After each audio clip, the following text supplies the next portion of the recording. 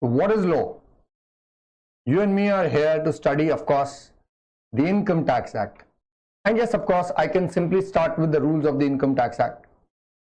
But I want you to appreciate and understand, what are you doing? Why are you doing it? And what part of which system you are.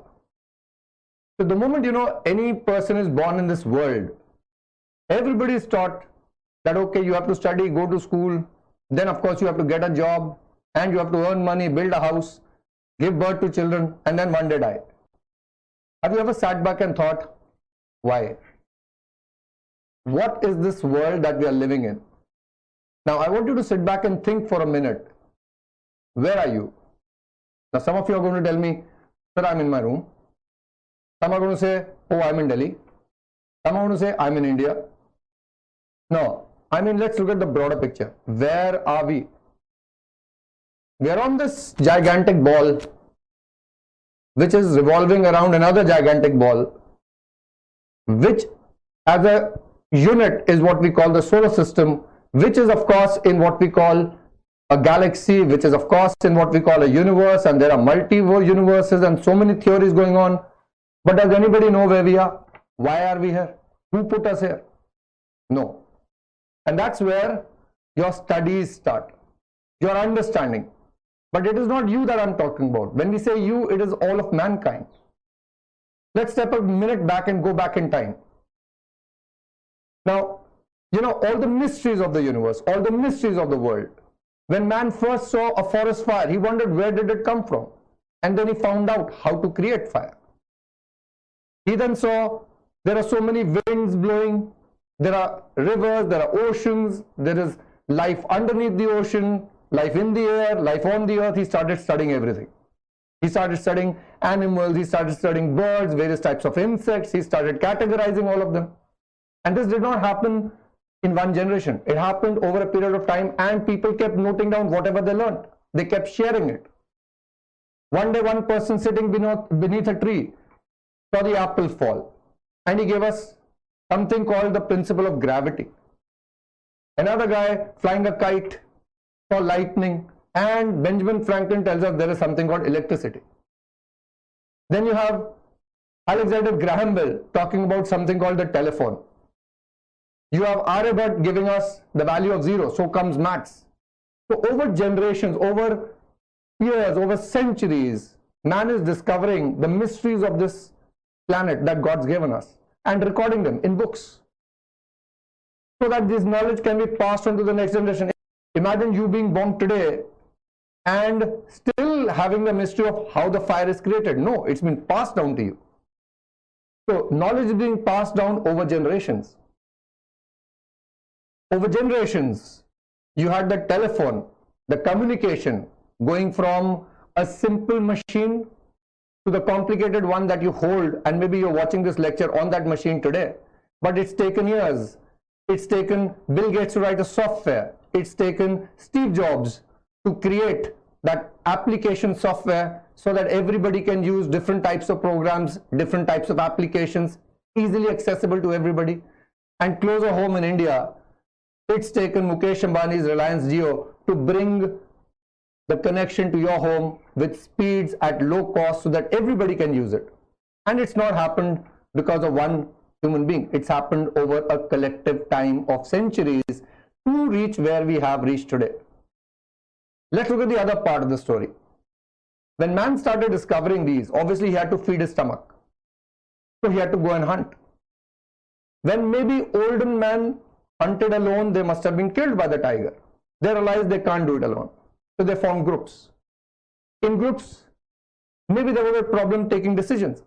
So there is this one person who must have taken the lead, and he must have guided the others, and they must have collectively killed the lion, the tiger, the elephant, and conquered the entire world. Man did not do it alone. Man learned that for us to survive on this planet, we need to work in groups. And that gave rise to what we call your associations, your companies, your firms. But of course, in olden times, we did not call them that. So in olden times, leadership came about. Now, how did leadership come about? Earlier, of course, required the muscle power. So the leader became the guy who could fight, who could kill everybody else. And everybody else then of course started following whatever he said. So he started dictating his terms. He started telling everybody what to do. Slowly over time, when these leaders grew in power, they realized that people needed their protection from other leaders who also had their own groups. So the leaders started charging a bit of money from each of their people who wanted their protection, and thus gave rise to the concept of what we might call in today's term taxation. But it's been around for centuries. It is not something that started today. Now, obviously, when leaders grew in power, their children became leaders, and leaders were ruthless. So when you go back in time and look at even just the Tudor dynasty, you will find the king just gave an order, kill. And that's just about it. There was no logic for it. There was no questioning for it, because the king was king. People got sick of it. And then they said, no, we are not going to allow it. We are now wanting to take the power in our hands. And thus they said, we will elect who will rule us. And slowly, the concept of democracy came around in the world. But even today, you have dictatorship, you have democracy, you have kings and queens, and different theories, different philosophies, different ways of functioning still going on. There is no one way. So today what happens is, when constitutions are made, what is it? When a group of people sit together and for the rest of the public they represent, decide what rules will govern all of them, they have to write them down. And those are of course books. So let's take our independence, 1947. We have our governing book because we are a democracy. So that book that will govern how Indian public lives, what we do, can we breathe freely, can we talk freely? You know, all of that is given in fundamental rights. You must have heard in civics, in of course the book called the Constitution of India. Now, if I now start looking at how education as we know today developed, we will need to go and look at what happened in the 19th century. In the 19th century, beta, mankind realized that these random books written by all those intelligent human beings that walk the earth and are shared with people, but of course only the intelligent people are participating in it. People who think differently are understanding the laws. They decided that it's time that mankind is trained in a systematic manner, because the industrial revolution was coming in. There were human beings needed to run machines. So came your formal system of education, which started in the 19th century, where the newborn is going to go to school and is going to be taught all the laws that mankind has learnt, all the mysteries that mankind has solved over centuries. So we have your subjects, the laws of physics, the laws of biology, the laws of chemistry, the laws of mathematics, all as mankind has solved till date. And of course the mysteries are still not fully solved. So every year, every century, every decade, you will see these rules evolve. New ones will be added, some old ones, you will see the theories go away. So man is still discovering what God gave us, where He put us, and what other mysteries are there yet to be solved. So we are now exploring space, and in the coming centuries, of course, there will be new laws of how space travel is possible, time travel, if it is possible or not. So you read books, and you also read other books called history, which is history of mankind. You might read world history, you might read Indian history. That is all recorded so that you come up to date. You're the new machine, as I call it. Machines my age, which is in the age group of, let's say, 30 to 50 or 30 to 60, are the ones that run the world today. But machines your age, and pardon me if I refer to it as the machine, but it is a human machine, and these are the ones you're being trained to take over and run the world in the next few decades. And of course the older machines are going to fade away and die, but that is how God made the system. And we then have sophisticated the system so that we learn how to survive collectively, not individually. So you read civics, which are what we call the rules of the Constitution as to how in India you are going to be living. So we start with, what are you and me here to do? Now, of course, we ran away from physics, chemistry, biology. We ran away from maths. And that is why we came to what we call commerce. Now, I call them two laws, God's laws and man's laws. God's laws are the understandings of physics, chemistry, biology, and maths. And man's law is what we study, maybe civics, maybe history, and of course the acts. So the main act that governs India is the Constitution, or the book called the Constitution. The Constitution, beta, gives rise to the concept of the Lok Sabha, the Rajya Sabha, and the office of the President. Then he says the Lok Sabha will consist of elected members, the Rajya Sabha will consist of the nominated members, and the Lok Sabha, out of the elected members, the majority party, so the party system came into being, all authorized by the constitution.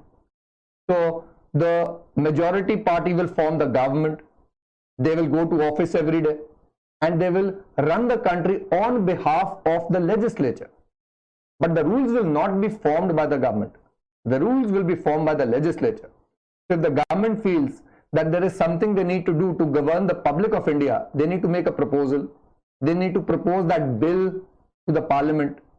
Lok Sabha will vote on it. If it is passed in the Lok Sabha, it will go to the Rajya Sabha. If it is passed in the Rajya Sabha, then it will need the signature of the president, and then it will become an act which will then be enforceable on the public of India.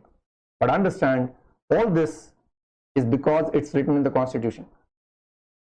Some of you, of course, I'm sure you've heard that for the GST Act to be implemented, we needed to have a 101st amendment in the constitution, because no tax can be levied on the public of India unless it is authorized by the constitution. Therefore, if there is an act that is required to be passed which is not authorized by the constitution, then the constitution needs to be amended, and that in itself is a very difficult task. All this was written in the constitution to ensure that there is nothing that is done wrong to the public of India. So let's look at what has happened over years before you joined the study group, or before you joined Earth or planet Earth and the civilization to take over, of course, as I said, running of the planet in the coming years. Income Tax Act was passed in 1961. Companies Act was once passed in 1956. Thereafter, of course, we now know there is a 2013 Act. Partnership Act was passed in 1932. Now, what is an act? An act is nothing but a book, a set of rules. So, for example, the government feels that they need taxes from the public of India. But who's going to pay the tax? How much tax is going to be paid? There is no ruler, no, who will say, itna de do, to that is done. No. We need it all written very clearly in the book, because we are a democracy. So, in a democracy, the book is the supreme power. So, under the constitution, the government of India is authorized under Article 82 to levy income tax on the public of India, except on agricultural income. That is in the constitution. Now, the Income Tax Act is written because of that power. But Income Tax Act cannot levy tax on agriculture because the constitution does not allow it. So, the constitution is the supreme book. Are you following? Now, what happens? Amongst the public of India, because there are so many books published, there is an Income Tax Act, there is a GST Act, there is a Companies Act, there is a Contract Act, there is a Negotiable Instrument Act, there is a Partnership Act, there is a Immovable Properties Act, Compulsory Acquisition Act. There are so many acts for every different purpose. So what do we do? Now, if in the public, some of us want to know, for example, one person is doing a business, he wants to know, am I required to pay income tax? Am I required to pay GST? Now, he hasn't read all the books. So what did the government come up? They constituted the Institute of Chartered Accountants of India, VIDA Act in 1949. Now, what happened there? ICAI is going to train people to read certain acts written by the Parliament for the public of India. So, we are going to be trained to read the basic laws of taxation, basic laws of indirect and direct taxation, company laws, which is the Companies Act, and certain other contracts or laws. But we are not trained to read the Criminal Procedure Code or the Properties Act and so many other laws. For that, we have the Bar Council of India. So they train people. Now, amongst the public of India, some of us and you get up and say, okay, we want a degree called Chartered Accountancy, which means you're going to read these books written by the Parliament, and you're going to give exams which are conducted by ICAI, and you're going to be certified. You are an expert in these books. Similarly, people doing law will give the exam of CLAT or LSAT and then join a university to do a course for 3 to 5 years and then get the degree of law, which means they've been certified that they've read the books and understand them well.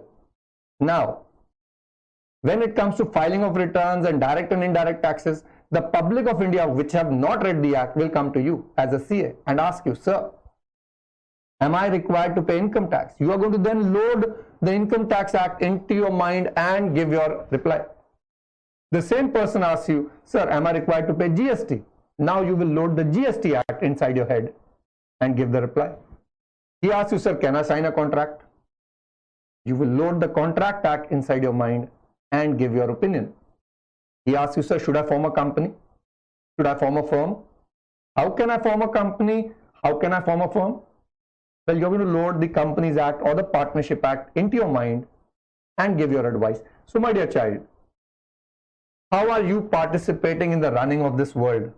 Well, you are the person who reads all the financial books in this country and becomes an expert and is authorized by ICI, which is authorized by Parliament, to advise the public of India on what is written in those books so that they follow all the rules and they comply with all the provisions of the acts.